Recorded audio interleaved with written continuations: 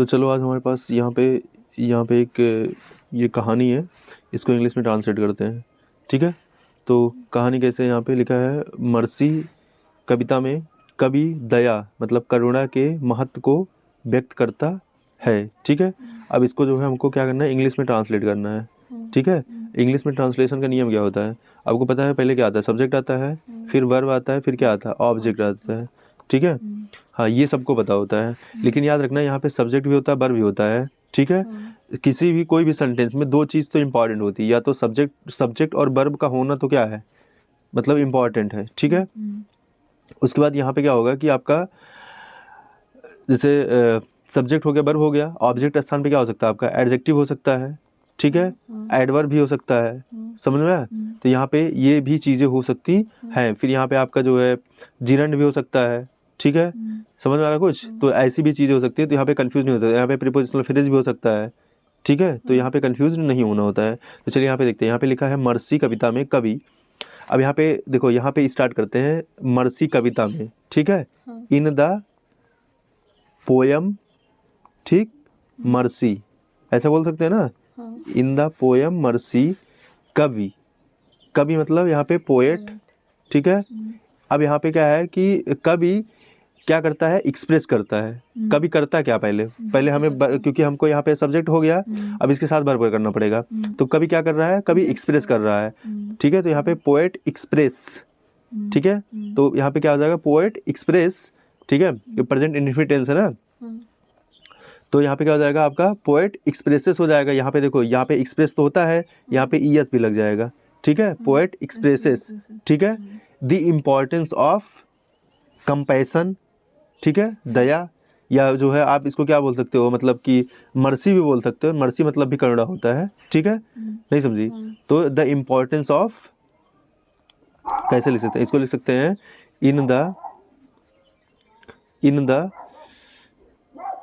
In the poem mercy. ठीक है, in the poem mercy poet, ठीक है, पोएट एक्सप्रेसेस हो जाएगा यहाँ पे, एक्सप्रेसेस। ठीक है, एक्सप्रेसेस यहाँ पे एक एक्सप्रेसेस द इम्पोर्टेंस। ठीक है, इम्पोर्टेंस एक नाउन है। ठीक है, इम्पोर्टेंस ऑफ कंपैशन। ठीक है, आगे नहीं सुने, या फिर कंपैशन के सामने आपका लिख सकते हो मर्सी भी लिख सकते हो, या फिर काइंडनेस लिख सकते हो। आगे नहीं सुने, तो ये हो गया पहले लाइन का। ठीक है, आगे यहाँ पे लिखा है कि अच्छा ये जो इन द मर्सी आया है, मतलब इन द पोयम आया है, वो हम लास्ट में ही कर सकते थे। जैसे हम स्टार्ट ऐसे कर सकते थे, कैसे, पोएट। ठीक है, पोएट एक्सप्रेस यहाँ पे इस्तेमाल में रहेगा ये, पोएट एक्सप्रेसेस। ठीक है, द इम्पोर्टेंस ऑफ द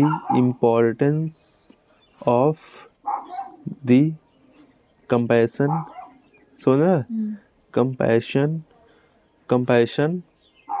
ठीक है, in the poem mercy, in the poem, आगे नहीं समझ में, ऐसा भी लिख सकते थे। ठीक है, कोई दिक्कत नहीं था। ये जो फ्रेज था इसको बोलते हैं प्रीपोजिशनल फ्रेज।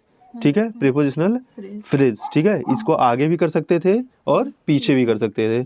ठीक है, ये एक एक्स्ट्रा इन्फॉर्मेशन बताता है। ठीक है, एज अ एडजेक्टिव भी वर्क करता है, या फिर एडवर्ब भी वर्क करता है, तो यहाँ पे ये चीज़ है। ठीक है, आगे लिखा है दया मानव का स्वाभाविक गुण है। ठीक है, दया मानव का क्या है, स्वाभाविक गुण है। तो यहाँ पे किसकी बात की जा रही है, दया की। दया मतलब, ठीक है, mercy is a natural quality. ठीक है, natural quality of human being, समझ में आया, ह्यूमन बीइंग। ठीक, तो ऐसा बोल सकते हैं, mercy is a natural quality of human being. ठीक है, अब दूसरा चीज ये भी बोल सकते थे क्या, यहाँ पे जो है हाँ ऐसा बोल सकते थे, मतलब mercy is a natural quality of human being. ठीक है, या फिर यहाँ पे नेचुरल के स्थान पे इननेट बोल सकते थे, इननेट क्वालिटी। ठीक है, इननेट, समझी, हाँ स्वाभाविक क्वालिटी है। ठीक है, यह बल से प्राप्त नहीं होती है, ये देखो ये पैसिव फॉर्म में है। ठीक है, तब यहाँ पे क्या होगा, इट इज। ठीक है, इट इज नॉट एक्वायर्ड ठीक है, एक्वायर्ड मतलब होता है प्राप्त होना, ठीक है, एक्वायर्ड। अभी इसके साथ वर्ब का थर्ड फॉर्म लगेगा, पैसिव में है it is not acquired by force, समझी नहीं समझी। दूसरा कैसे कर सकते थे, इट इज़ नॉट, ठीक है, एक्वायर्ड के स्थान पे क्या हो सकता था आपका, दूसरा क्या ले सकते थे इसको, ऑब्टेन। ऑब्टेन मतलब भी क्या होता है, प्राप्त करना, ऑब्टेंड, ठीक है, क्या हो जाएगा, obtained, it is not obtained by the force, समझी, ऐसा भी इसको किया जा सकता था, ठीक है। अगेन है, कवि दया की तुलना सुखद वर्षा से करता है, ठीक है। तो यहाँ पे क्या हो जाएगा, कवि मतलब पोएट, ठीक है, पोएट कंपेयर, ठीक है, compare mercy to the pleasant rain, समझी, प्लीजेंट रेन, ठीक, प्लीजेंट रेन, समझ में। अगेन यहाँ पे है आपका, जैसे वर्षा की बूंदें आकाश से पृथ्वी पर गिरती हैं, दया मनुष्य के हृदय से स्वाभाविक रूप से प्रभावित होती है, ठीक है। तो यहाँ पे क्या बोल सकते हो, जैसे वर्षा की बूंदें, तो लाइक ड्रॉप ऑफ रेन्स, मतलब ड्रॉप्स ऑफ रेन, ठीक है, मतलब जैसे वर्षा की बूंदें, ठीक है, लाइक ड्रॉप ऑफ रेन, ठीक। मर्सी मतलब जैसे लाइक ड्रॉप ऑफ रेन का मतलब ही हो जाता है कि जैसे वर्षा की बूंदें नीचे गिरती हैं, ठीक है। उसके बाद हो जाएगा mercy benefit both the giver and the receiver, समझी, mercy benefits both giver and the receiver, समझ में आया कि नहीं, ऐसा भी ये हो सकता है, ठीक है, जैसे वर्षा की बूंद आकाश से पृथ्वी पर गिरती है। अच्छा, यहाँ पे like drop of the rain, तो ये हमको इतना समझना पड़ेगा, ड्रॉप ऑफ द रेन का मतलब हो गया कि ड्रॉप, जो रेन की ड्रॉप होती है वो ऊपर से नीचे ही तो आती है, तो ये एक अंडरस्टूड होता है, ठीक है। तो ये इस यहाँ पे ये चीज़ है। अगेन है, यह दोहरा वरदान है, it is a double blessing, क्या है ये, आया सुन में, it is a double blessing, ठीक। अगेन यहाँ पे है, यह दोहरा वरदान है, यह देने वाला तथा प्राप्त करने वाला दोनों के लिए क्या है, वरदान है, ठीक है, यह देने वाले तथा प्राप्त करने वाले दोनों के लिए वरदान है, ठीक है। So it is a blessing for both giver and receiver, आया कि नहीं समझ में, ठीक है।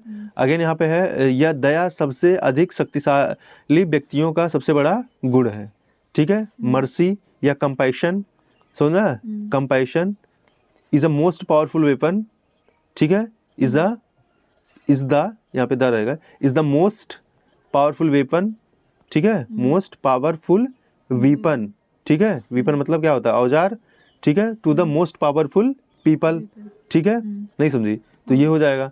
अगेन है, यह हृदय की विशालता प्रकट करती है, इट शोज, ठीक है, इट शोज द लार्जनेस, ठीक है, लार्जनेस, या फिर यहाँ पे बोल सकते हो क्या, ग्रेटनेस ऑफ द हार्ट, आया कि नहीं समझ में, ठीक है।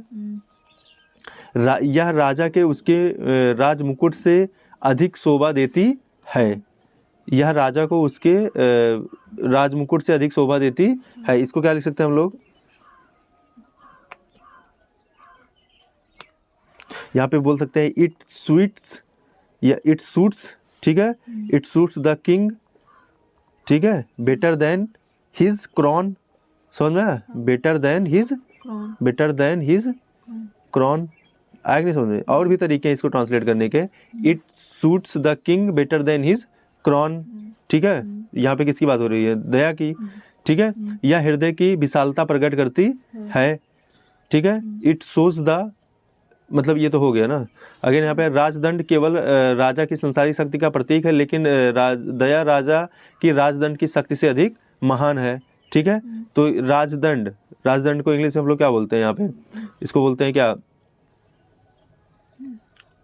यहाँ पे जो है रॉयल रॉड भी होता है, ठीक है, रॉयल रॉड या फिर रॉयल पनिशमेंट हो सकता है, समझी, या फिर यहाँ पे इसको क्या बोल सकते हैं, सेक्टर भी बोलते हैं, क्या बोलते हैं, ठीक है, या सेप्टर भी बोलते हैं, ठीक है, SCEPTRE, ठीक है, इसको राजदंड बोलते हैं, ठीक है।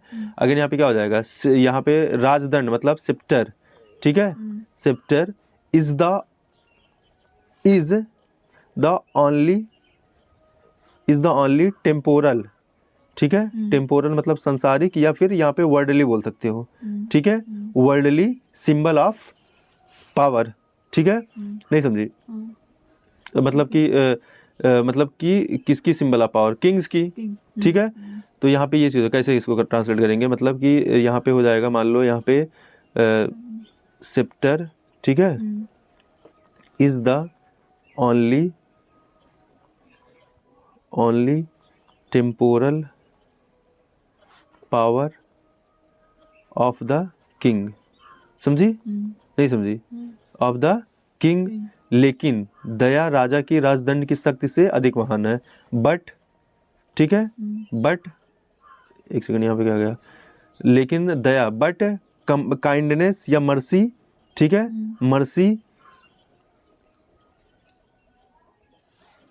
Mercy is greater than his temporal power, समझी, mercy is greater than his temporal power, ठीक है, इसका स्थान हृदय में होता है, ठीक, it's place in the heart, आगे नहीं समझ में, अगेन यह एक ईश्वरीय गुण है, it is a divine power, it is a divine, समझ में, डिवाइन पावर, अगेन क्या हो जाएगा, जब दया न्याय में मिलती है, ठीक है, व्हेन मर्सी या कंपैशन, ठीक है, यूनाइट, समझी, यूनाइट्स इन द जजमेंट, है, यूनाइट्स इन द जजमेंट, ठीक है, तो यह संसारिक शक्ति दिव्य बन जाती है, then this temporal power became divine या गॉड लाइक, समझी, then this temporal power became divine, ठीक है, तो ये पूरा का पूरा ट्रांसलेशन समझ में आया, ठीक है, तो ऐसे डेली बेसिस पे एक ट्रांसलेशन करना है, धीरे धीरे ये क्या होगा, इम्प्रूव ही होगा, ठीक है।